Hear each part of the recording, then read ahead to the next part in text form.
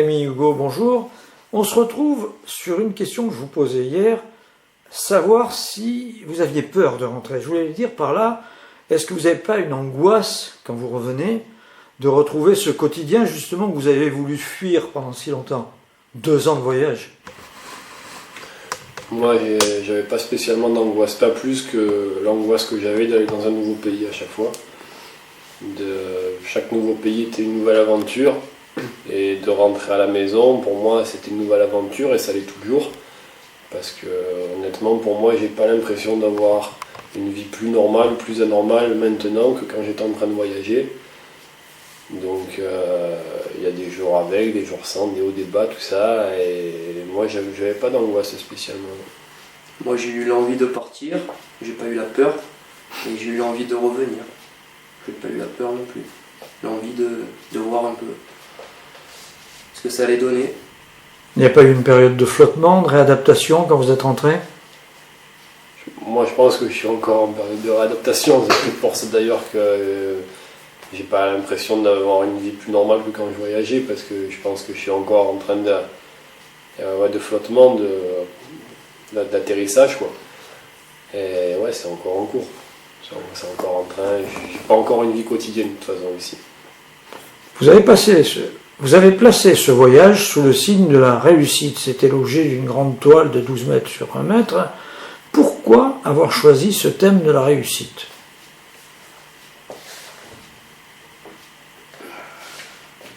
Parce qu'on se demandait qu'est-ce que ça signifiait. Parce qu'on n'était pas d'accord avec ce qu'on vivait ici. Et parce qu'on était révoltés.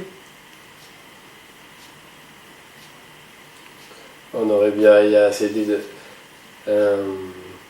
a des mots là, qui sont assez universels, quoi. On va dire l'amour, la sympathie, tout ça.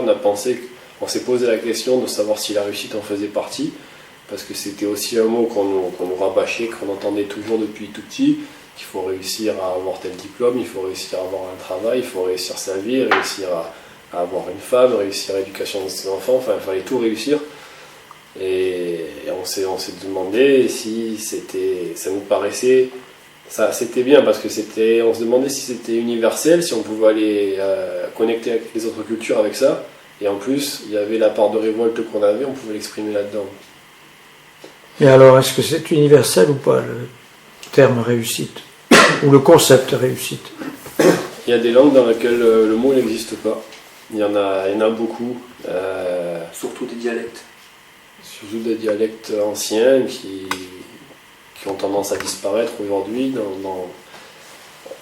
dans des langues qui sont en voie de disparition ou qui sont fait coloniser par les Européens, donc par les langues européennes. Chez les Indiens d'Amérique du Sud, par exemple, les Quechua, les Aymara, quand on leur demandait ce que ça voulait dire, réussir, ils nous disaient que ça n'existait pas. Enfin, comment est-ce qu'on traduisait pendant réussite dans leur langue? Ils nous ont dit qu'il n'y avait pas de mots. Donc c'est un concept qui, à la base, c'est pas universel vu que ça n'existe pas. Maintenant, après quand on parle anglais avec les gens, on va dire success. Quand on parle français, on va dire réussite, espagnol, éxito en espagnol, etc. Donc on a eu l'impression que ça se globalise, ça s'internationalise comme concept. Et est-ce que c'est pas une question que vous posiez à vous-même et dans votre voyage? Est-ce que c'est une réussite, votre voyage?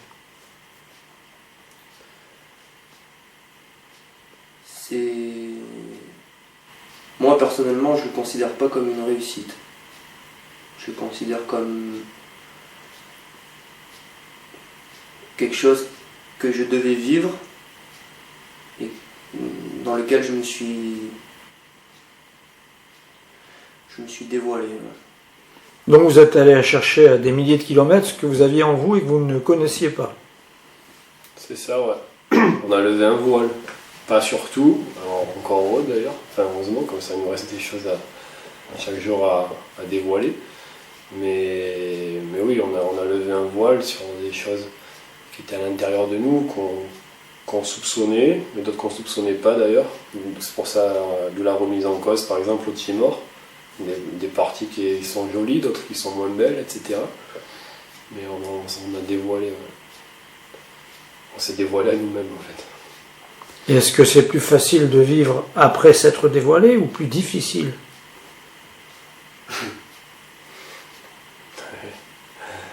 Ah, les deux c'est pas facile. Hein. Les deux c'est pas facile. C'est bien parce que on a dévoilé certaines parties, mais ce serait présomptueux de dire on a levé le voile et ça y est, on se connaît. Tout, non, on n'a pas fait. Nous, notre projet, on l'avait intitulé le projet 361. 360 degrés de rotation pour faire le tour du cercle, plus 1, pour continuer de réavancer, parce qu'on n'a jamais fait le tour en fait. D'ailleurs, c'est la phrase d'un rappeur de IAM, Kenton. Et 360 degrés de rotation, du tout au rien, du rien au tout, parce qu'on sait rien, c'est tout. Ouais, en fait, on sait rien, c'est tout. Et on avait dit, voilà, 361 degrés, plus 1, 361 degrés, le tour du monde, le tour de soi-même, plus 1, parce que on continue, on n'a jamais fait le tour en fait. Donc il vous reste 360 degrés pour le prochain voyage. C'est ça, ouais. Après, c'est un voyage permanent en fait. C'est un voyage permanent.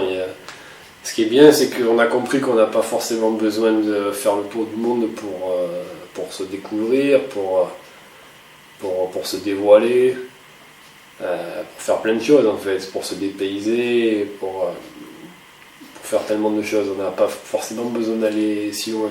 Mais ça a été notre moyen à nous d'arriver à cette conclusion. J'en reviens à cette fameuse toile. Est-ce que vous avez eu l'idée de cette toile parce que vous avez pensé que par le dessin, par l'image, par les couleurs, on pourrait exprimer plus facilement que par les mots ce qu'est la réussite? Alors, quand on l'a mis en œuvre, au début, on pensait pas tout ce que vous avez dit là. On pensait pas que c'était plus simple, plus accessible. On s'est juste dit, on prend une toile et on la fait peindre par des peintres du monde entier et basta quoi. Après, on s'en est rendu compte. Après, on s'est rendu compte que par rapport à l'art et par rapport à la peinture notamment, on pouvait exprimer des choses de manière beaucoup plus profonde et beaucoup plus impactante par une image, par une peinture illustrée par un peintre d'un pays, d'une culture et qui a sa propre histoire aussi. Et qu'est-ce qu'elle va devenir cette toile? Juste pour compléter ce que disait Hugo, en fait, nous on cherchait pour notre projet, on cherchait à avoir plusieurs moyens, plusieurs supports, au cas où il y en ait qu'on abandonne, d'autres qui ne soient pas réalisables. Donc nous on a fait des courts-métrages, des documentaires, on avait l'idée de faire des textes, on avait une bande dessinée, etc. On a la moitié qu'on n'a pas pu tenir jusqu'au bout d'ailleurs. Et puis après, on s'est dit, ouais, la toile, on va pas chercher midi à 14h, ça paraît être simple, rapide, facile, hop, on va marcher tout le long, on achète un billet de 50 €, on prend un truc, on le met là, et puis voilà, ça y est, quoi, on a une nouvelle partie du projet. Et c'est après, petit à petit, au fur et à mesure que la toile elle a évolué, qu'elle a dévoilé son potentiel en fait. On n'avait pas visualisé tout ça, nous, au départ. Et à votre tour de me dire en un mot, chacun, quel est le potentiel de cette toile? Elle nous a permis de rentrer, de nous ouvrir beaucoup de portes qui, sans elle, seraient restées bloquées. Faire des rentrées plus en profondeur dans des rencontres avec des gens avec qui on ne se comprenait pas, avec les mots, comme en Chine par exemple, ou en Thaïlande aussi. D'autres où on se comprenait avec les mots, mais c'est un peu plus difficile, comme aux États-Unis. Et c'est elle qui a fait péter tous les verrous en fait. En un mot, pour moi, c'est possibilité. Vous allez repartir? Ouais, on va repartir, ouais. Comme je vous disais, je sais pas si on repartira ensemble, mais probablement pas pour faire le tour du monde, mais repartir. Comme je vous disais, la dernière fois je suis allé à Signes, ou à mettre de Signes, je suis allé à Méhoun, moi je suis revenu, je suis parti en voyage. Ça m'a changé de mon quotidien, quoi. C'était autre chose. Je me suis mis un peu dans le même état d'esprit que quand on allait se perdre dans un village bolivien, et moi j'ai été me perdre à Méhoun ou Néhoun d'ailleurs, j'ai fait les deux. Et je suis parti pour moi. Quoi, vous avez l'impression qu'il faut se perdre? Ouais.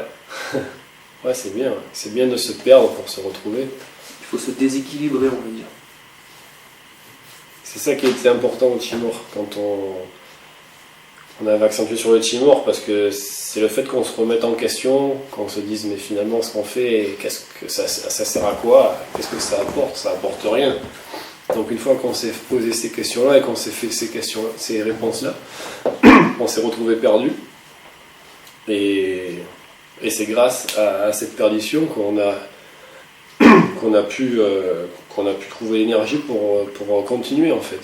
Parce qu'on s'est perdu, on s'est retrouvé, et la mécanique elle a été rafraîchie, quoi. Hugo, Rémi, merci. On se quitte sur les dernières images de cette toile que vous avez bien voulu nous montrer. Bon voyage, à plus. Merci.